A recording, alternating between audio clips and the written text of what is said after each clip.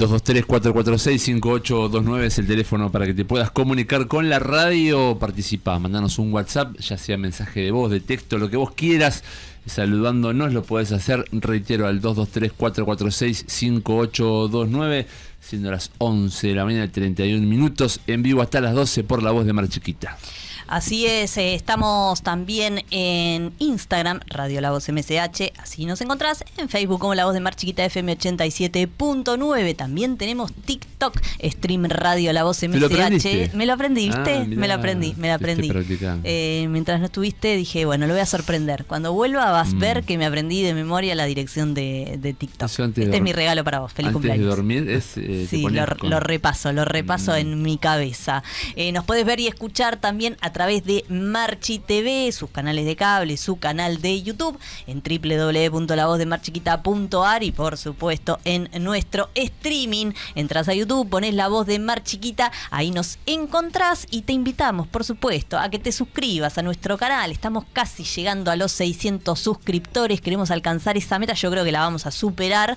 Lo tenemos previsto para el domingo 26 de octubre, que vamos a estar haciendo nuestro especial de La Voz en las urnas, con todo lo que suceda en nuestra jornada electoral de ese domingo. Para esa fecha queremos llegar a los 600 suscriptores, así que te animamos a que lo hagas, a que te suscribas, toques la campanita y te mantengas al tanto de todo lo que sucede, no solo en La Marea, sino también en el resto de la programación de La Voz de Mar Chiquita. Mientras preparamos la próxima nota, hablando de TikTok y de jóvenes, hacemos mención a lo que sucedió en Mar del Plata rápidamente. Ya vamos a ahondar en este tema, pero no queremos dejar de destacar el logro de Simón Pacuse, este joven de 13 años marchiquitense que reside en Mar de Cobo y que ayer en las finales de los Juegos Bonaerenses 2025 se quedó con la primera medalla de oro para la delegación de Mar Chiquita ahí en Taekwondo, así que felicitaciones para Simón. Pronto intentaremos hablar con él, con su entrenador y destacar un poco más su trabajo, pero bueno, queríamos hacer mención del logro conseguido en las últimas horas ahí en Mar del Plata. Claro que sí, porque se están desarrollando los Juegos Bonaerenses. Ahora sí, una próxima nota que yo tenía muchas ganas de hacer desde hace un buen tiempo, porque en el 19 de septiembre, hace poquito menos de un mes, se cumplió el aniversario número 70, se cumplieron 70 años de los bombardeos de 1955 en Mar del Plata. A mí me llamó mucho la atención este hecho porque no era un hecho que yo tuviera en mi memoria reciente, entonces cuando leí dije, tenemos que hacer esta nota porque desde el Instituto de Humanidades y Ciencias Sociales de la Universidad Nacional de Mar del Plata, CONICET, hicieron una investigación sobre lo que sucedió en el momento, recogieron testimonios de la gente que atravesó esa situación, los bombardeos de 1955 que terminaron ni más ni menos que con el derrocamiento del por entonces presidente de la Nación, Juan Domingo Perón, un hecho realmente trascendente de la historia argentina. Y para charlar un poquito sobre esto, estamos en comunicación con el director del Instituto de Humanidades y Ciencias Sociales, CONICET, Universidad Nacional de Mar del Plata, Miguel Ángel Taroncher. Miguel, ¿cómo estás? Lucía, Leandro y Juan de este lado. ¿Qué tal, Lucía, Leandro y Juan? Buenos días, muchas gracias por la invitación y quería aclarar que el director del INU, que es el instituto que acabas de mencionar, es el doctor Federico Loren Balcarce. Yo soy un investigador que tengo radicado este proyecto que le acabas de comentar a la ciudadanía, radicada ahí, pero el director es Federico. Perfecto, bien hecha la aclaración. Miguel, antes de meternos directamente en esta investigación que realizaron desde allí, me gustaría que nos puedas contextualizar un poco qué era lo que estaba sucediendo previo a los bombardeos, en qué contexto estaba la Argentina en aquel momento antes digamos, de la irrupción de alguna manera del orden constitucional, el derrocamiento de Perón y bueno, lo que sabemos que sucedió allí con la llamada Revolución Libertadora. Sí, bueno, Lucía, mira, los bombardeos del puerto y diversos puntos de la ciudad de Mar del Plata el 19 de septiembre del 55 son el acontecimiento decisivo que va a dar el triunfo a la sublevación de una fracción del ejército. El 16 de septiembre en Córdoba se subleva en la escuela de artillería el general que estaba retirado no tenía mucho apoyo el intento de golpe que triunfa. En el 51 se había revelado el general Menéndez. El 16 de junio del 55, el bombardeo de Plaza de Mayo fue un intento también de derrocamiento, y el 16 de septiembre del 55, que va a triunfar a partir del último acto decisivo, que es el bombardeo de Mar del Plata, es el tercer intento de golpe que cuenta con la sublevación completa de la Marina. En tierra el golpe estaba prácticamente por ser derrotado el 18 de septiembre, ¿sí? Las tropas leales, las tropas constitucionales, al mando del general Embrieni, estaban por tomar el foco subversivo de Córdoba. El general Aramburu había intentado sublevar la guarnición de Curuzú-Cuatiá. Lo logró por momentos, pero fue derrotado porque esa guarnición permaneció leal. Y la sublevación en Cuyo, con el general Lagos, no tenía fuerza, ¿sí? O sea que lo que después se llamó, o lo que en esos días se fue llamando por parte de los golpistas, Revolución Libertadora, el 18 de septiembre estaba a punto de ser vencida. En ese contexto crítico de la inminente derrota, Lonardi le pide a Rojas, que era el contraalmirante en ese momento, Rojas, que había sublevado toda la Marina, ¿sí? Había reducido en lo que es toda la flota de mar a la oficialidad peronista, porque había una marina peronista también, ¿sí? Era mucho menor que la antiperonista, pero después vamos a ver cómo hay indicios y cuestiones problemáticas y violentas respecto de la represión de lo que es los marinos que se identificaban con el peronismo. El triunfo del golpe de Estado tiene como una de las causas principales este apoyo de la Marina, ¿sí? Sin este apoyo no hubiese triunfado. Cuando Lonardi el 18 de septiembre le pide a Rojas que produzca un hecho decisivo, porque la única noticia buena que tenían para dar era que el 21 de septiembre iba a llegar la primavera, porque estaban al borde del colapso, es cuando Rojas ordena bombardear los tanques de combustible de la ciudad de Mar del Plata para provocar un impacto que incidiera en el ánimo de Perón de renunciar. Luego del bombardeo de Mar del Plata, que se bombardean los tanques del puerto, se bombardean las defensas antiaéreas contra el golpe, había cañones antiaéreos en la rotonda del Golf Club, por la avenida Juan B. Justo, y el GADA 601, ¿no? Lo que hoy conocemos como el GADA. Sí. Habían permanecido leales. Bueno, todos esos puntos son bombardeados entre las 7:20 del 19 de septiembre y el mediodía. Luego de bombardear todos estos sectores y cientos de balas perdidas, ¿no? Porque hasta que el crucero 9 de julio impacta el 9 de los 11 tanques de combustible de YPF en el puerto, hasta que regulan el calibre y la puntería, muchas bombas perdidas destruyeron casas de los marplatenses, sobre todo en la zona del puerto, que ante los primeros estallidos gran parte de la población se autoevacuó en una oleada de pánico, de miedo, de incertidumbre, porque no se sabía qué podía pasar, no se sabía si se iba a bombardear la ciudad, como ocurrió, cuál era la memoria histórica práctica, lo que la población tenía en mente el 16 de junio. O sea, hasta que al mediodía no se supo que solamente se habían bombardeado esos lugares, gran parte de la población pensó que la ciudad iba a ser bombardeada, ¿sí? Entonces imagínense el clima de pánico colectivo, el dramatismo de gente escapando con sus chicos, con el miedo a perderlo todo, ¿sí? Esto es uno de los aspectos, una de las dimensiones que exploramos en este proyecto que mencionabas. Por un lado, la historia política tradicional, lo que conocemos de todos estos acontecimientos militares. Luego del bombardeo del GADA, que es la última acción bélica militar contra Mar del Plata, el almirante Rojas le envía un ultimátum a Perón que si no renuncia, iba a bombardear las destilerías de La Plata y el Dock Sud, las destilerías de Dock Sud. Ese 19 de septiembre, luego del bombardeo de Mar del Plata, luego del ultimátum de Rojas, Perón esa noche redacta esa tarde redacta una carta de renunciamiento, no de renuncia, donde ofrece ponerse a disposición de una junta de generales. Perón crea una junta militar le gira ese renunciamiento para que los generales, él consideraba que el ejército era el único que podía mediar y encontrar una situación pacífica, esto que ya era prácticamente una guerra civil. Esta junta de generales empieza a tratar de detener las acciones de la Armada. La respuesta que encuentran desde la Armada es que cualquier tipo de tregua y alto el fuego se va a establecer únicamente si renuncia Perón a la presidencia.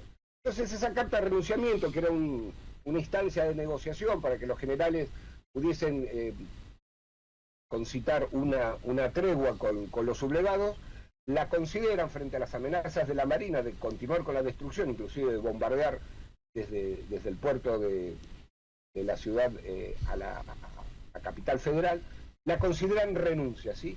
Entonces, ese 19 a la noche, entre el 19 y el 20, Perón pide asilo en la Embajada de Paraguay, que se lo conceden, y la mañana del 20, frente al peligro que corría su vida, porque ya se había difundido la noticia de su renuncia y ya los comandos civiles y la población antiperonista había tomado las calles, se refugia en una cañonera de la República Hermana, la cañonera Paraguay, que estaba en reparaciones en el puerto de Mar del Plata.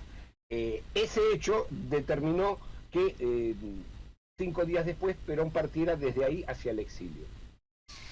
Wow, qué refresh histórico tremendo que nos haces, Miguel. A mí me gustaría saber por qué se interesaron en los aspectos emocionales, en el trauma en la población a partir de los bombardeos.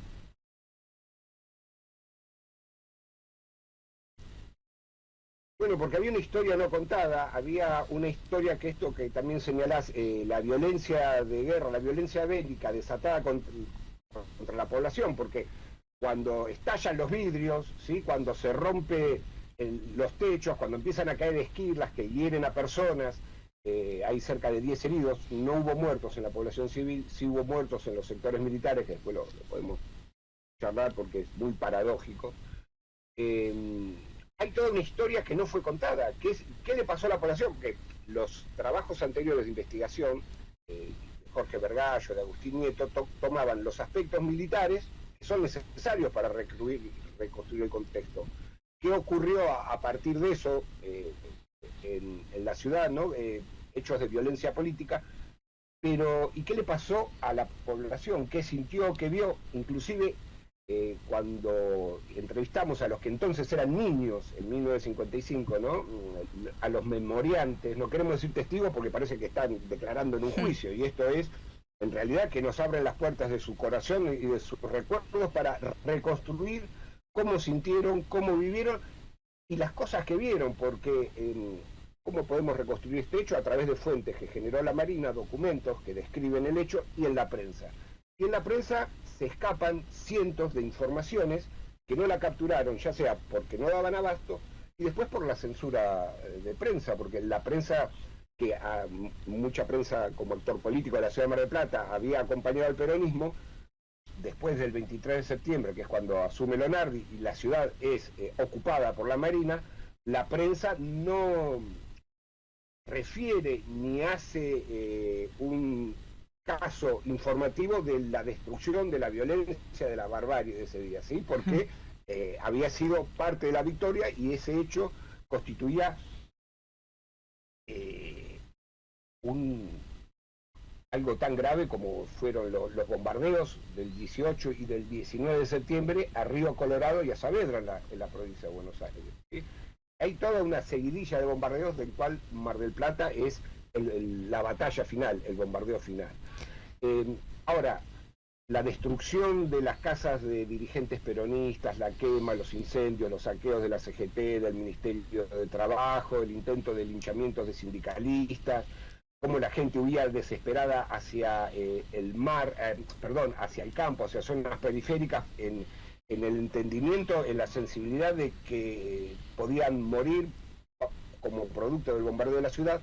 Todo eso lo pudimos reconstruir a través de testimonios orales, porque en las fuentes tradicionales que se usaron para hacer esta historia política y militar del acontecimiento no quedaron registrados. Nosotros entonces cambiamos el ángulo, la perspectiva de lo que queríamos y de las causas que queríamos investigar, ¿no? Y las consecuencias. Cómo afectó la violencia bélica a la población de Mar del Plata, ¿no? A los niños, a las niñas. Entonces, ahí también un nivel de trauma, porque si después asociamos la represión de todo lo que es la mención del peronismo por decreto, ¿no? La violencia, el miedo, esa historia no circula en Mar del Plata, ¿no?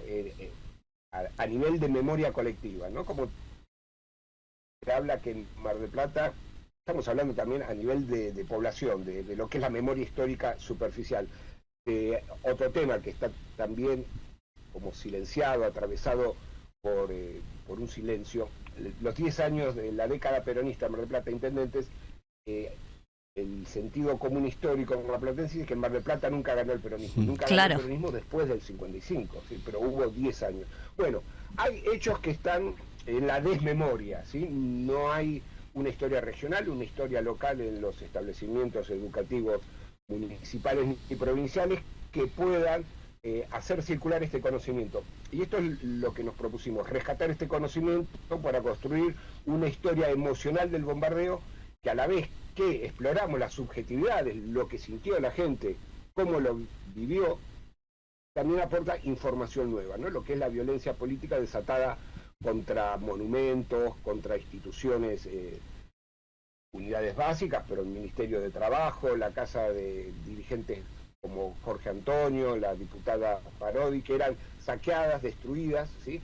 Y los sindicatos, las unidades básicas, la sede del Ministerio de Trabajo, la CGT fue saqueada e incendiada. Bueno, todo esto lo podemos reconstruir a través de fotografías, tuvo mucha cobertura de prensa fotográfica este acontecimiento a nivel nacional. Pero uno hoy pregunta a personas de 30, 40 años si cerca de este hecho y lo desconocían, ¿no? Y por un lado entonces queremos hacer historia desde abajo de lo que le pasó al ciudadano, al habitante de a pie, y a la vez cómo este hecho tan importante, tan traumático, incidió en un cambio político que marcó el rumbo de la Argentina contemporánea, como es el derrocamiento y exilio de Perón. Miguel Ángel, desde un primer momento me quedé pensando y hacías mención recién a lo demencial que supone lo que sucedió entre los militares, ¿no? Militares argentinos entre ellos matándose y atacándose. Demencial, qué buena palabra, sí, sí. ¿Qué pudieron recabar en cuanto a eso? Permeado a la sociedad civil. Estaban los comandos civiles antiperonistas y a la vez la CGT y militantes justicialistas se estaban armando, ¿sí? Miguel, en cuanto a los testimonios, ¿a qué conclusión llegan? Digamos, ¿qué tipo de testimonios se encontraron? ¿Qué es lo que recuerda la gente de aquel momento? Mira, hay algo que preguntaban recién que me parece interesante señalar, que cuando los horrores de la guerra, ¿no? Esa serie pictórica de Goya, ¿no? Que sigue viviendo, digamos, podemos relacionar pasado-presente, la autoevocación, la destrucción, cuando la gente tiene que abandonar sus hogares. Nos comentaba Santa, una persona que entrevistamos, que vivían a 5 cuadras de los tanques de YPF, que salieron corriendo en paños menores y sentían el fuego en sus espaldas, ella y sus hermanitos, ¿no? Eran calles de barro, era una Mar del Plata mucho menor desarrollada urbanísticamente, ¿no? Se le hundían los pies en el barro, sentían el fuego de los tanques ardientes y lo que nos decía, teníamos miedo de morir quemados, ¿sí? Otra gente, por ejemplo, huyen, no había un parque automotor muy grande, todo fue a pie, ¿sí? Sobre todo la población del puerto huyendo a pie con bicicletas, con carros tirados por caballos, viendo pasar los misiles perdidos por sus cabezas. Nos relatan pánico, miedo, incertidumbre y por otro lado muchos vecinos que no tenían la experiencia de guerra de los inmigrantes que les permitió huir frente a los primeros cañonazos, se subían a los techos a mirar cómo ardían los tanques, o cómo el crucero 9 de Julio y las otras fragatas disparaban contra las defensas costeras legalistas. Una parte de la población lo vivió como una fiesta, como una liberación, el antiperonismo, y otra mayoría como un hecho traumático, como un hecho de guerra, ¿sí? La destrucción, no saber qué va a pasar con su vida ni la de sus seres queridos.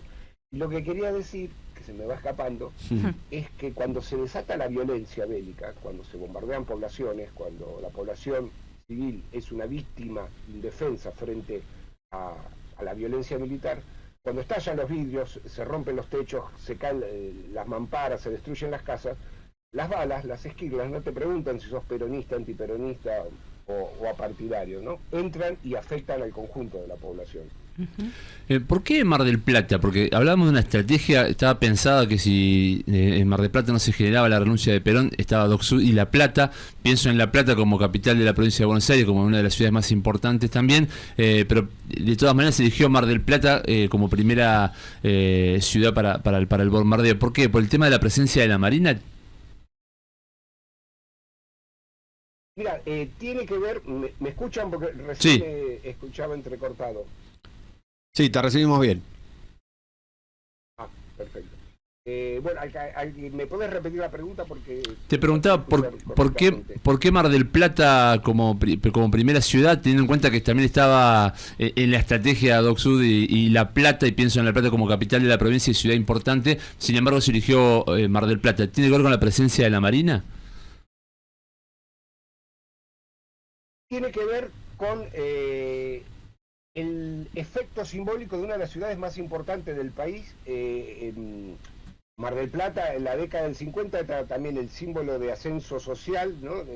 La posibilidad del nuevo turismo social. Era una ciudad que tenía proyección ya internacional, por ejemplo, por su nivel de construcción, por el turismo de masas.